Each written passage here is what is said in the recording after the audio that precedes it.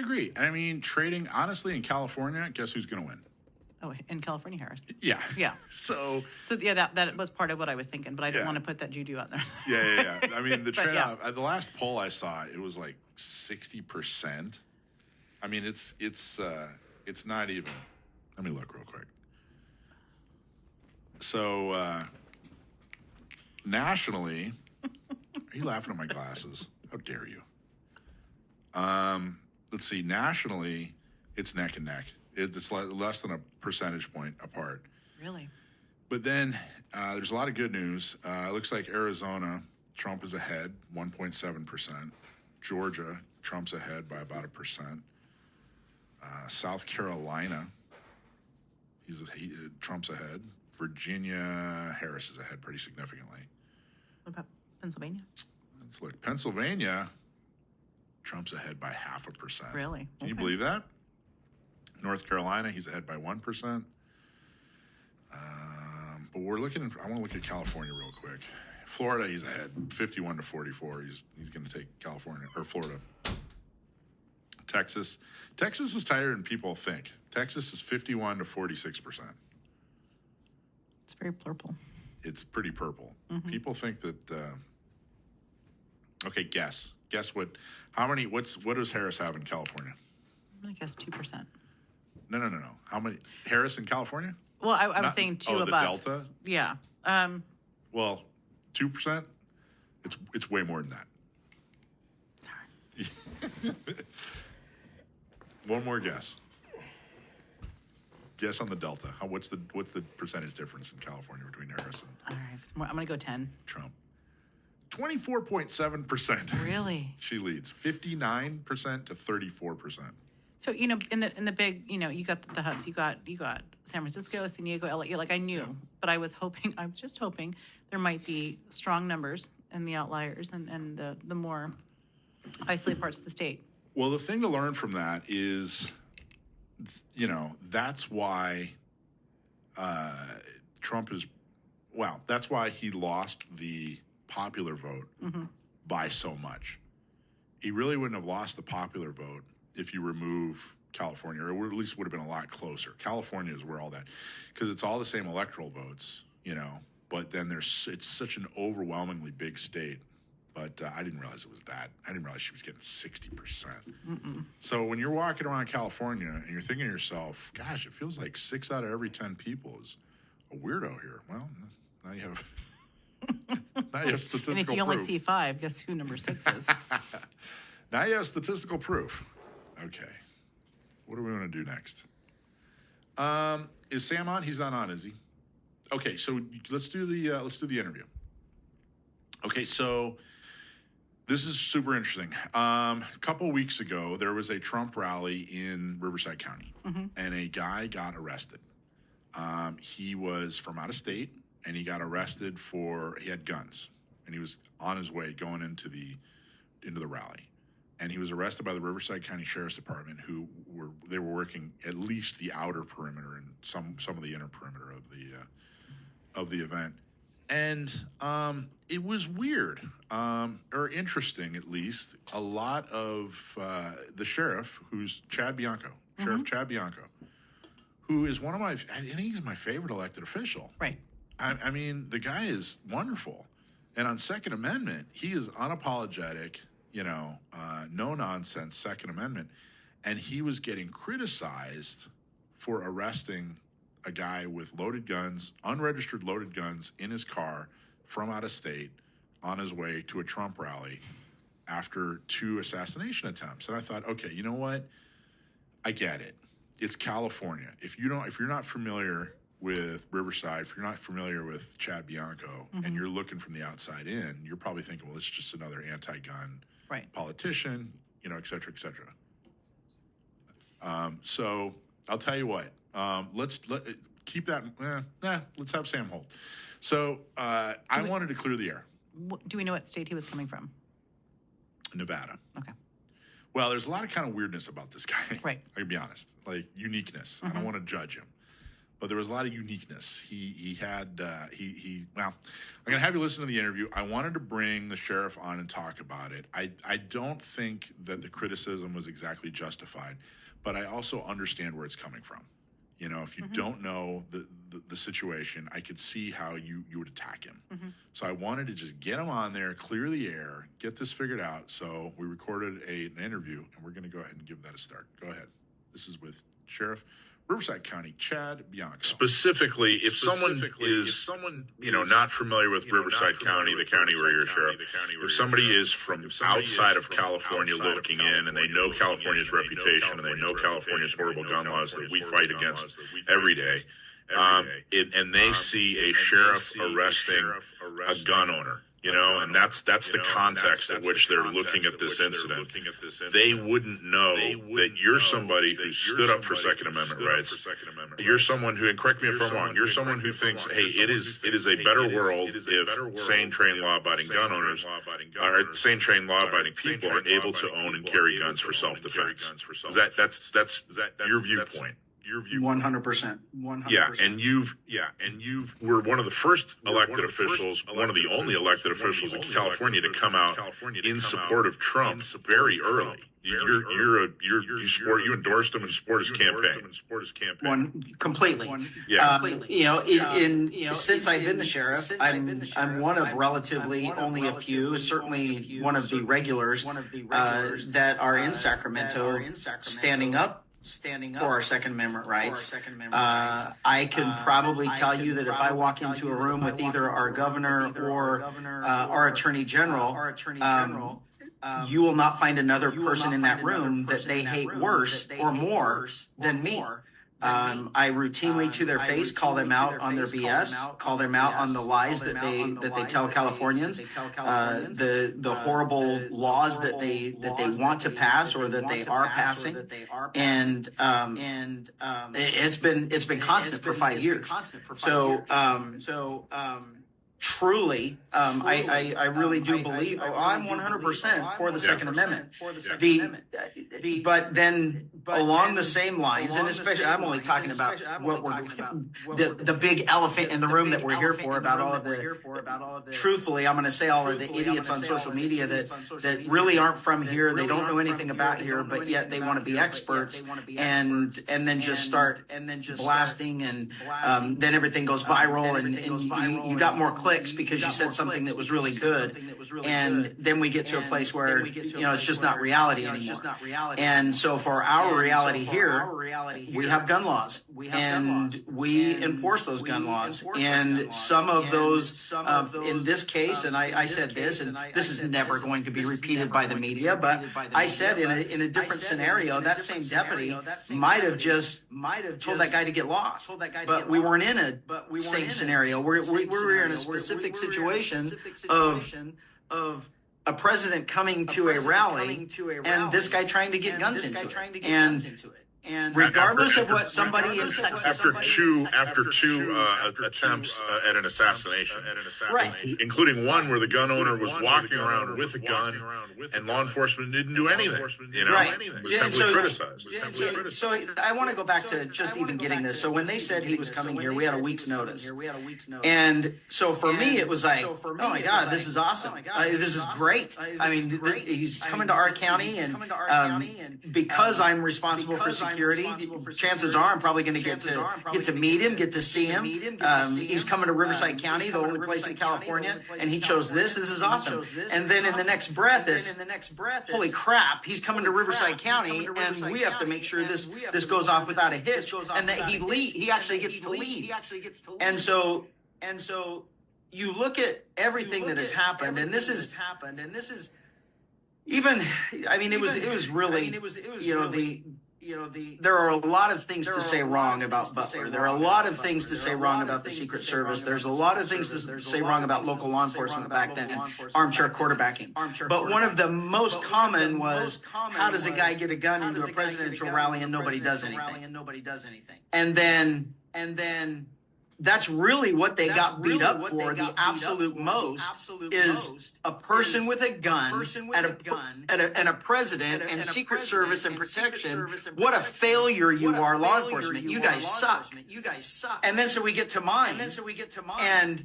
And we stop the guy going in with guns. And the Republicans, the pro 2A guys, are all bashing me, saying, "What a failure you are! You arrested the guy with guns." And it's like, and I saw some of these comments. I didn't comment on any of them, but I read them, and then I looked sometimes into the background of the person posting them, and what would have been the argument? What would all of the naysayers right now saying how horrible I am, what would they have been saying about me? Because I'm assuming they all love Trump, because they all know that Trump is the only presidential candidate right now that is not going to take away your Second Amendment rights.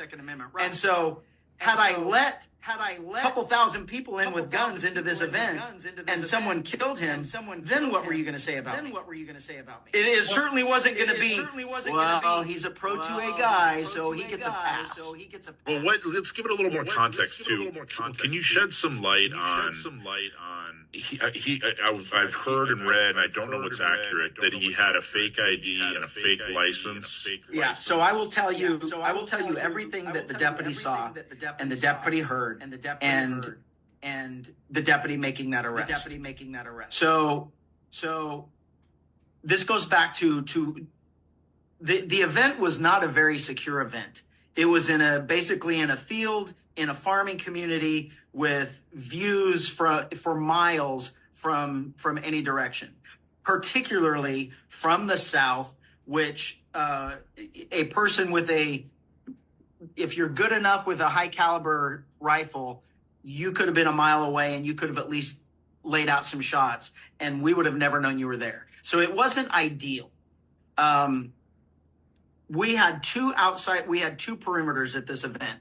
One that was like almost a square mile out, where we only let people in that lived there. We only let workers in that were going. It's a farming community, so there were workers. There's people living there that you actually do have to drive through there. That's the only people that came through the outer perimeter. Then when you got to the inner perimeter, we made sure where exactly you were going. Do you belong at this event? If you belong at this event, you go this way. If you're going to your houses, we make sure you go to your houses. We make sure you're a worker, whatever the case may be. So he gets to the inner one, and then he's about 150 yards away from the absolute hard line stops that are the dogs, the bomb dogs, the gun dogs, the bite dogs, the Secret Service, the FBI, and my deputies with the metal detectors and all of those things. That was like probably 150 yards away from where he was. And so that's the final screening. Do you belong here? Should you be here? All of those things. So the deputy learns that he has guns in the car. Pull him out of the car. Where are the guns? He doesn't have them on his person. Guns are in the car. So the deputy gets permission to search his car for the guns. And to his credit, he gives it. I mean, that's all great. But, I mean, we had him here anyway. He wasn't going anywhere. And this entire picture that the deputy is learning is the guy says his name. It's different than his driver's license. He's got a fake license plate on his vehicle. Deputy runs the VIN number. It doesn't come back to anything. So now we have an unlicensed vehicle registered to no one with a fake license plate. The guy gives a name that's different from his driver's license. Then the deputy searching the car finds two guns, multiple boxes of ammo for each weapon, and different passports from different countries in different names, and another driver's license with a different name. Deputy says, holy shit, this isn't all good at a presidential rally of a former president that's already 2 attempts on his life. So, Mr. Miller, whatever your name is, you're going to jail. You're not going any further. So he's taken into custody. Secret Service and FBI are told that we have him, and then he's transported offsite to our sheriff's station. Eventually, he did not talk. He would not talk to the FBI and the Secret Service, and so he was booked in on gun charges. Any of the additional charges, the passports, the the Nevada vehicle registration and all those things. Those investigations are for later and for not from me. There's a possibility that they may be filed on by RDA, but it may also be something bigger, and it may be through Nevada. So just to kind of, if I'm in this deputy's shoes, I'm looking at a bunch of things that don't make sense. I'm looking at things that are, I think it's fair to say that there are suspicious things going on. If you have, IDs that don't match, if you have a license plate that isn't real, I think that would cause suspicion whether or not there was a presidential candidate 150 yards away or not. If you have a loaded gun in your car, whether you get pulled over, for speeding or anything, I would expect to be arrested in the state of California. And keep in mind that my deputies know that a gun isn't necessarily in itself anything to be afraid of, because I've got 50,000 people in my county with CCW permits that we all expect have guns in their cars when they get pulled over. So just because he didn't get arrested just because he had a gun in his car, there were numerous reasons why he got arrested, especially in the state of California. But things weren't adding up. There was a presidential campaign or rally yards away. There already been two real potential threats on his life. I guess what I'm saying is, like, any piece of this, like if some guy has a weird belief about his driver's license or his license plate or whatever, if that were the only thing happening, that maybe he wouldn't have gotten arrested. Maybe you just will let him go and said, I don't want to deal with this. But all these things together, all these things combined, doesn't equal an anti-gun sheriff. 100%. 100%. And then I have to go back to the instructions of going in there. It was on every single person's mind that we are not going to beat Butler, Pennsylvania. We are not going to allow someone to get into that arena with a gun and do anyone harm. It didn't have to be the president. I mean, the last place, Butler, the president was injured, but it was someone else that lost their life. So, I mean, it could have been anyone. I mean, who knows? It could have been me. What if they were after me? What if they were after one of the other speakers? What if it was just to make an example, a terrorist threat, and it was just a large gathering that was going to make a big splash? It didn't have to be an assassination on Trump. So going into this entire thing, we had a zero tolerance policy, if you will. There's no breaks when someone's trying to get a gun into this event.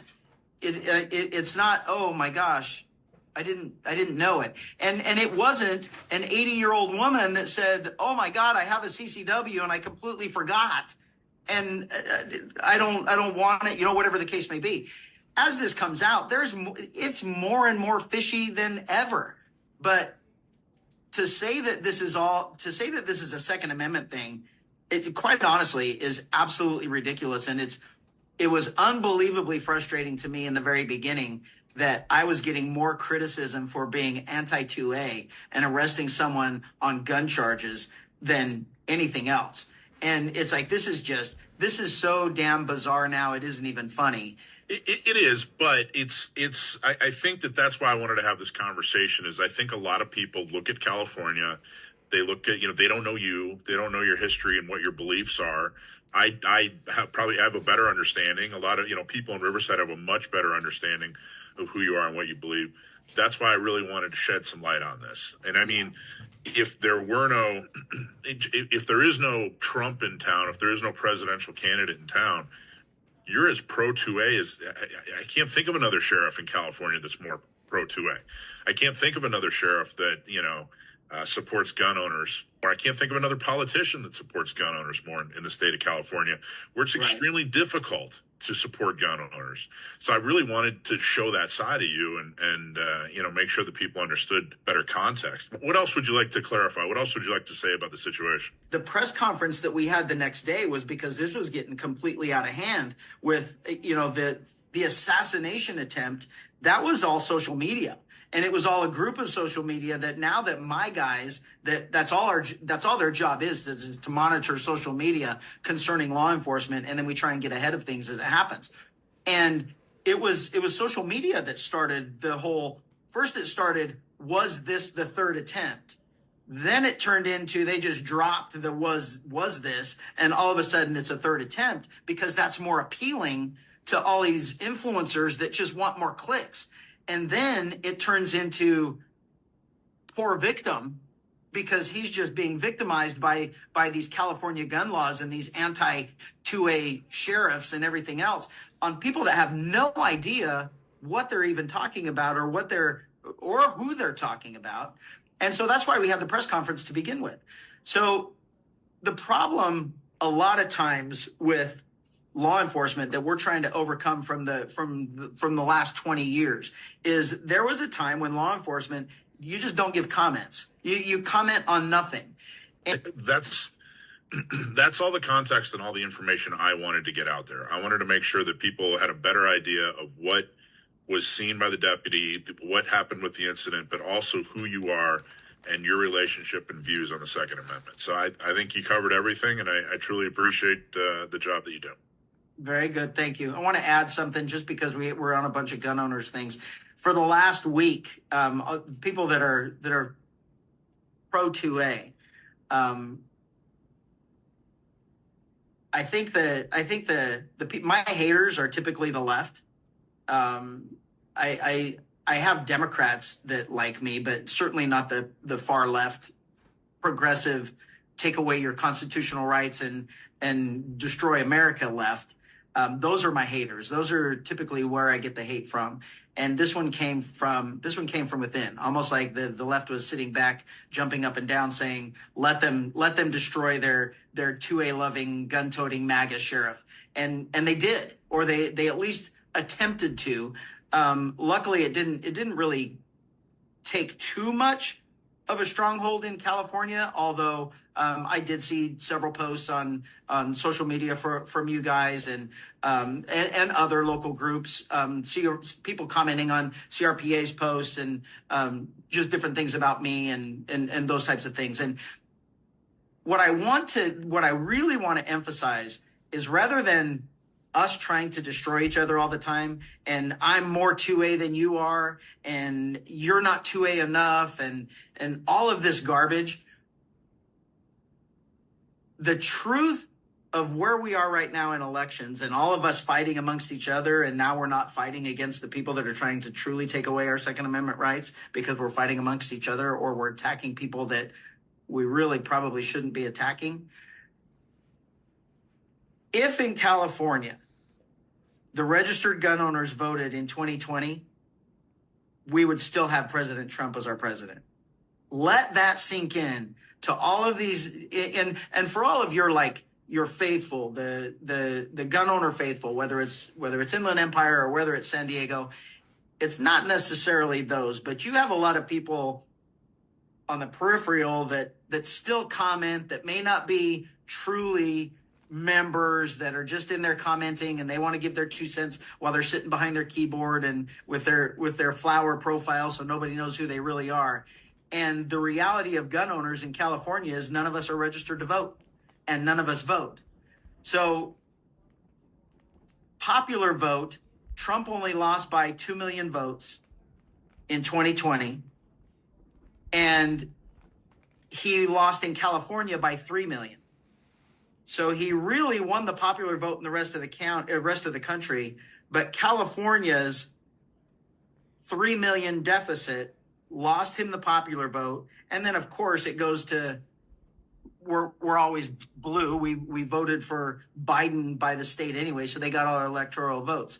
If all of the gun owners would have voted, all of the electoral votes would have went to Trump, and we would have won. There's 6 million of us in California that aren't even registered to vote, but I guarantee you there's a bunch of those 6 million that are criticizing me for not being pro 2A enough, for arresting this guy, they're criticizing the government for all these laws that they're passing, but yet none of them are really truly, all you got to do is register and vote. And if we all did it, not only would we have a red state, we would still have a red country. And we could do it. California could do it. And we're not concentrating enough on those of us that really could make a difference, that truly do care about our Second Amendment rights, know that our Second Amendment rights are being taken away from us, and we don't vote. Well, I think someone told me a while ago, and it's something I think about a lot. Know your friends, know your enemies, and know the difference. And I think this is a situation where people didn't know the difference. Yeah. And I think that it's a couple of different groups of people that get beat up regularly. Gun owners, we get beat up regularly. So any perceived threat can result in an overreaction. I think that you as an elected official and a law enforcement officer, you get picked on, on a daily basis as well. I really just wanted to have this conversation so that we could all see, hey, you know what? This was a fight against, two brothers. This was, an in the family thing, kind of like you were saying. And I wanted to make sure that people understood exactly where he stood and what the context of the situation was.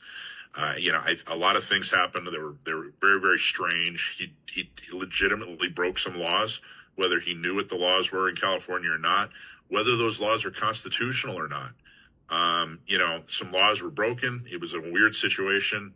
I think that you guys, law enforcement, acted the way law enforcement should be expected to act when they're defending a presidential candidate who got, there was an assassination attempt twice in 2 months. I mean, the whole thing makes sense to me. What didn't make sense was this internal fight between a bunch of gun owners, a bunch of people that have the same values.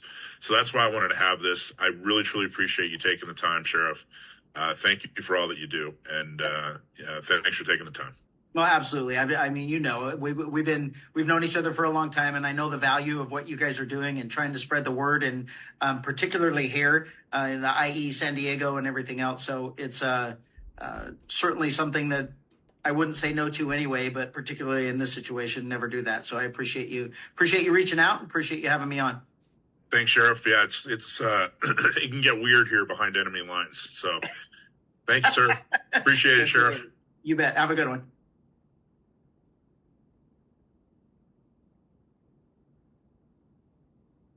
What'd you think, Alicia? When is he running for president? He's a good guy, and he he obviously got very passionate about the idea that he was being painted as anti-gun or whatever. Well, and the whole history and the information that he gave, that wasn't put out in that way. Yeah. So I think a lot of the flack that he's getting is from people that are not truly informed. Yeah, you had a guy with a some kind of weird non-state issued license plate. Mm-hmm. He had a different name on his driver's license. Mm-hmm. He had multiple names on multiple passports. Right. He had loaded guns. I mean, the whole thing. I mean, so even if you take the guns out of the equation, this guy already needs to go. Even if you take the guns out of the equation. But the other thing is, even if there was no Trump rally, if this guy got pulled over and had all that weirdness going on, absolutely. And I don't know. I don't mean to criticize him. I mean, maybe he has a totally legitimate reason, but it's not unreasonable to think you're going to get, in some kind of legal trouble in that situation. Mm-hmm. So anyway, okay. Well, I'm glad everybody enjoyed that. I got to tell you, Sheriff Binaco is one of my favorites, or maybe my favorite. So I wanted to interview him. And if the beginning of that was a little echoey, we're going to put that up on the